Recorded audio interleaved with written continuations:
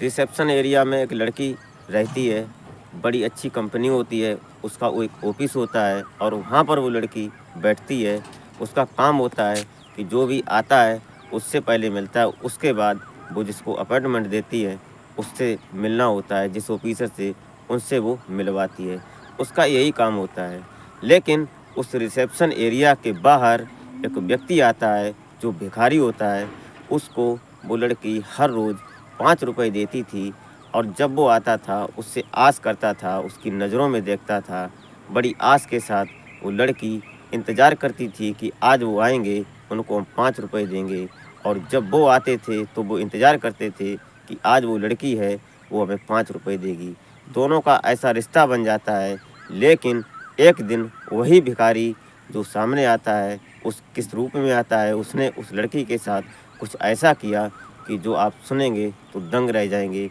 आज की स्टोरी बड़ी भावुक है और बड़ी संवेदनशील है। आप वीडियो में अंत तक बने रहिएगा। नमस्कार, प्रणाम, मैं अजय कोहली। आज की जो सच्ची घटना मैं आपको सुनाने जा रहा हूँ, ये घटना दिल्ली जो राजधानी है हमारे देश की, यहाँ से है। यहाँ पर एक ज़िला पड़ता है, एक शहर एरिया पड़ता है पहाड़गंज। इस पहाड़गंज में एक ऑफिस होता है और इस ऑफिस में एक लड़की रिसेप्शन एरिया में काम करती है, वहाँ बैठती है और कांच का गेट लगा होता है बड़ा सा। उसमें पर्दा जो होती हैं साइड में, वो भी कांच की होती हैं। उससे बाहर का मंजर साफ दिखाई देता है, कौन आ रहा है, कौन जा रहा है। ये उसका काम होता है। अब बात क्या थी इसमें कि लड़की थी, ये बैठकर देखती थी और उस गेट से थोड़ा हट के एक भिखारी निकलता था और उसको आस होती थी कि जब वो निकलता था तो वो लड़की उसको 5 रुपए दिया करती थी। अब दोनों में इस प्रकार का रिलेशन बन जाता है, इतना अट्रैक्ट हो जाते हैं दोनों कि एक दूसरे के लिए इंतज़ार करते हैं। जब वो भिखारी नहीं होता है तो लड़की इंतज़ार करती है और जब लड़की नहीं होती है तो भिखारी इंतज़ार करता है कि आज वो लड़की नहीं है।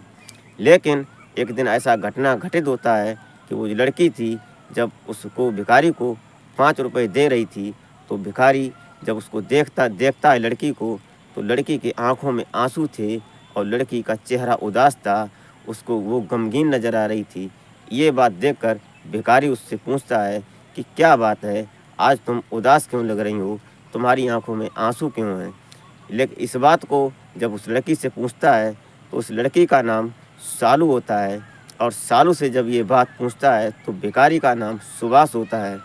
ये सुभाष जब सालू से बात करता है, तो सालू रोने लगती है, बोलती है कोई बात नहीं, ऐसे ही बात है, इसलिए मैं आज उदास हूँ और मुझे गम है। अभी हम कुछ नहीं बता सकते हैं।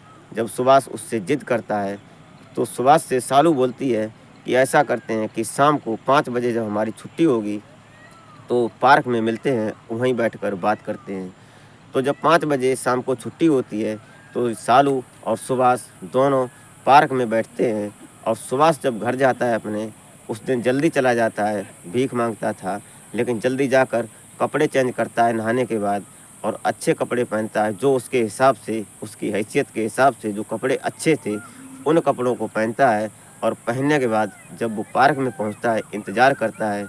सालू 5 बजे के बाद जब छुट्टी होती है उसकी ऑफ़िस से, तो पहुँचती है उस पार्क में और वहाँ जब दोनों मिलते हैं, तो सालू से जब सुभाष पूछता है कि क्या बात है, क्यों उदास थीं और क्यों पार्क में बुलाया, क्या मकसद है, क्या बात तुम्हारी है, क्या परेशानी है? अगर हमारे लायक कोई बात होगी तो हम उसको हैंडल करेंगे और कोशिश करेंगे कि तुम्हारी समस्या सॉल्व हो जाए।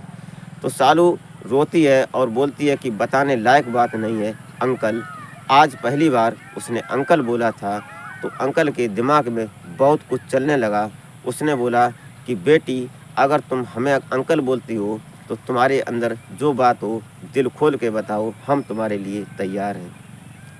ऐसी बात जब सालू सुनती है, तो सालू रोती है, लेकिन जुआ से उसकी कुछ आवाज़ नहीं निकलती है। अब सुभाष जो होता है, उस बेटी जो सालू होती है, उसके कंधे पर हाथ रखकर बोलता है कि बताओ बेटी, निर्भीक होकर जो तुम्हारी समस्या हो। अब ये बताती है कि अंकल, हम एक लड़के से प्यार करते थे और वो लड़का आज हमें ब्लैकमेल कर रहा है। तो सुभाष पूछता है कि क्यों ब्लैकमेल कर रहा है, क्या बात है इसमें, वो बात सारी बताओ। तो बोलती है सालू कि हम जब प्यार करते थे, उसके बाद जब साथ में थे, तो जो लड़का होता है जिसका नाम धर्मेंद्र होता है, ये रहने वाला होता है दिल्ली में ही, ये क्या नाम पीतमपुरा का। और इसका ये कमरा ले रखा था इसने करोल बाग में। अब ये इससे जब मिलती थी लड़की सालू धर्मेंद्र से, तो इसने यादगार करने के लिए कुछ सेल्फी ली थी, कुछ वीडियोज़ बनाए थे, इसलिए कि हम दोनों साथ थे, ऐसी याद रखने के लिए। लेकिन आज वो लड़का बोलता है कि हम ये वीडियो वायरल कर देंगे, हमें पैसे दो। इस बात को जब सुभाष सुनता है कि इसका मकसद क्या है, इसका प्लान क्या है जो आपको ब्लैकमेल कर रहा है, तो सालू बोलती है कि वो सिर्फ पैसे मांगता है। कभी 5,000 मांगता है, कभी 10,000 मांगता है, कभी 20,000 रुपये मांगता है। दरअसल वो जो धर्मेंद्र होता है, इसका कुछ गलत काम हो जाता है, कुछ इसकी क्राइटेरिया गलत हो जाती है, ये कुछ गलत धंधे में फंस जाता है, इसकी आदतें गलत हो जाती हैं, इसलिए ये सालू से अलग हट जाता है। ये पहले पहाड़गंज में ही एक ऑफिस में साथ में रहा करते थे, एक साथ ड्यूटी करते थे, तो एक दूसरे को अट्रैक्ट हो गए थे। सालू जब सुभाष को सारी बात बताती है तो रोती भी जाती है, आँखें लाल होती हैं, आँखों में आंसू होते हैं, लेकिन बात बताती है जब वो अंकल बोलती है। इसलिए एक बात सालू सुभाष को बोलती है कि अंकल ये बात हमने किसी को बताई नहीं है, पहली बात और पहली बार हम आपको बता रहे हैं। अगर आप किसी से बताएंगे तो हमें बहुत शर्मिंदगी महसूस होगी, और अब मेरे जीने का कोई मकसद नहीं है, अब मैं मरना चाहती हूँ आपसे पहली बार, और जो कुछ समझा मैं आपको बता रही हूँ। सुभाष बोलते हैं कि आप परेशान मत हो बेटी, जो बात है दिल खोल कर बताओ। तो पूरी बात वो बताती है कि यादगार रखने के लिए इसने धर्मेंद्र ने हमारी कुछ सेल्फी ली थी, कुछ वीडियो बनाए थे। आज वो बोलता है कि हम इनको वायरल कर देंगे, तुम्हारे परिवार में दे देंगे, या तुम्हारे जो और पास के जो आस पड़ोस के रिश्तेदार हैं उनको हम भेज देंगे, इससे तुम्हारी बदनामी होगी। इस बदनामी के डर से मैं ये उसको पैसे देती हूँ, ये उसका प्लान है। ऐसी बात जब सुभाष सुनते हैं तो उन्होंने बोला कि अब क्यों परेशान हो, कि अब की बार उसने 1,00,000 रुपये हमसे मांगे हैं, 1,00,000 की डिमांड रखी है। हमारे पास इतने पैसे हैं नहीं, क्योंकि मैं जहाँ ड्यूटी करती हूँ जिस ऑफिस में, वहाँ हमें सैलरी 12,000 रुपये मिलती है, और 12,000 रुपये की सैलरी से हमारे पास इतना अर्निंग नहीं हो पाती है।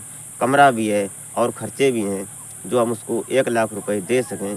अब मैं सोच रही हूँ कि क्या करूँ, मेरे सामने सिर्फ मौत नज़र आती है और कुछ नहीं, मेरे जीने का मकसद ख़त्म हो गया है, क्योंकि हमने इससे प्यार किया था और इस प्यार ने हमें यहाँ खड़ा कर दिया कि आज लगभग 20 दिन हो गए हैं, न चैन से रोटी खाती हूँ, न चैन से नींद लेती हूँ, न जीने में कोई सुकून है, और मरने की बस नज़र आती है बात।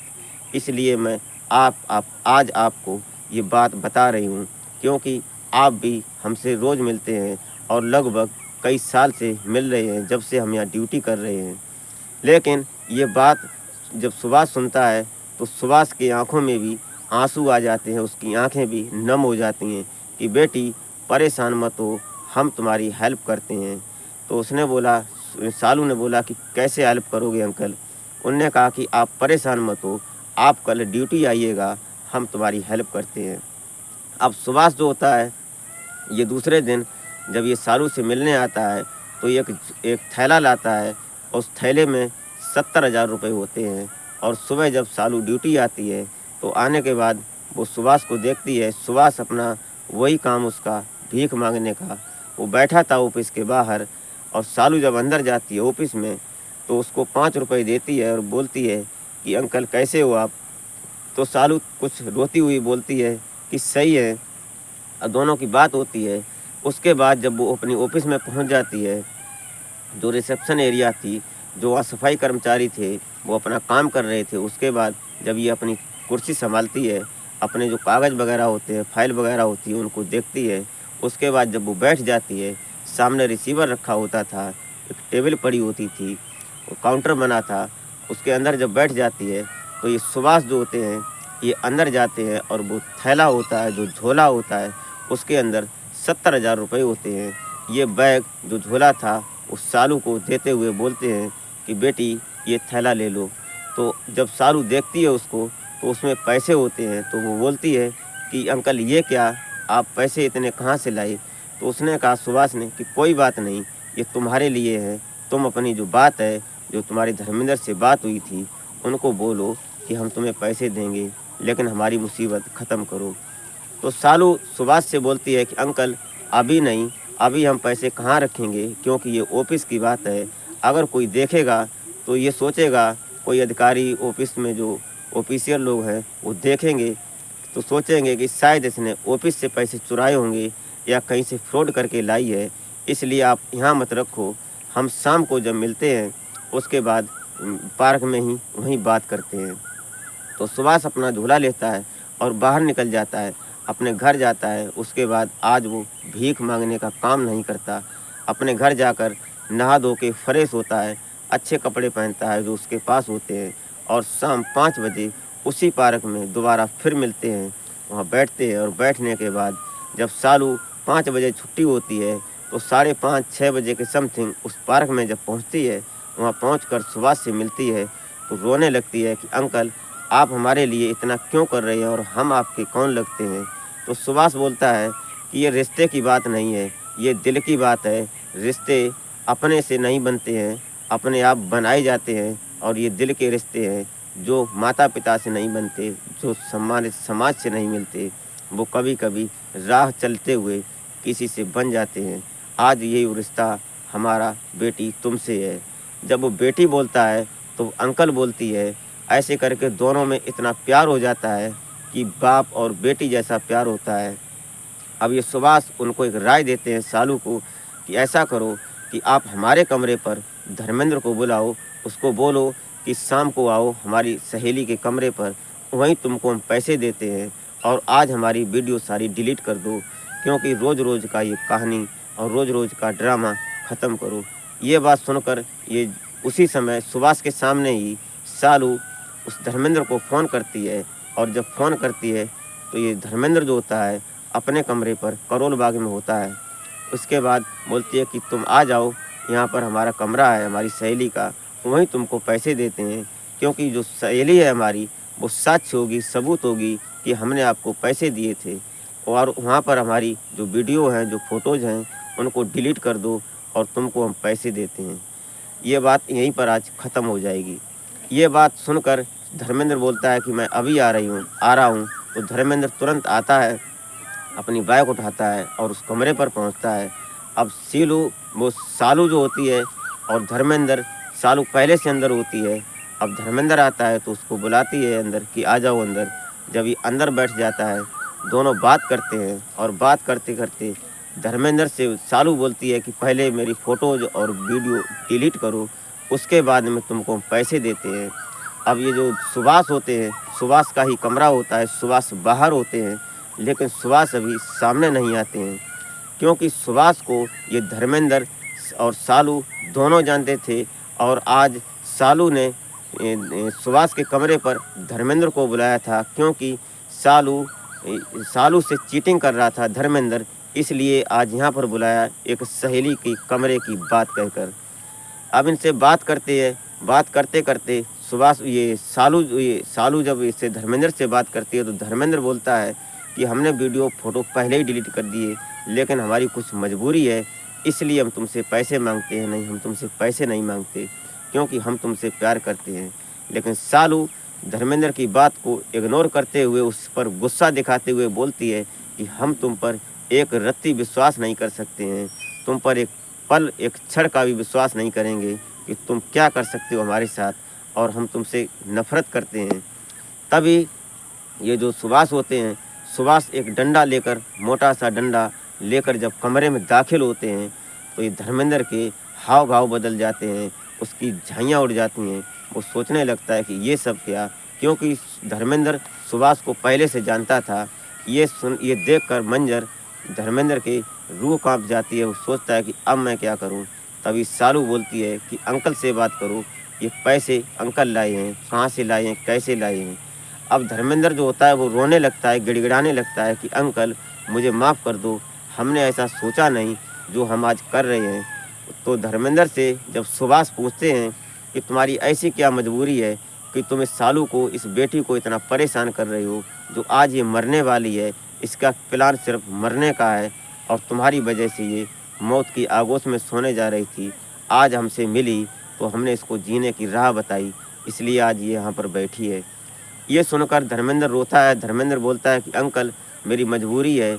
अब धर्मेंद्र ने क्या किया था, ये धर्मेंद्र जब से सालू से अलग हुआ, इसने दूसरी ऑफिस ज्वाइन की और सालू ने दूसरी ऑफिस ज्वाइन की, तब से इसकी कुछ आदतें ख़राब हो गई, आदतें एडल्ट हो गई, गलत हो गई।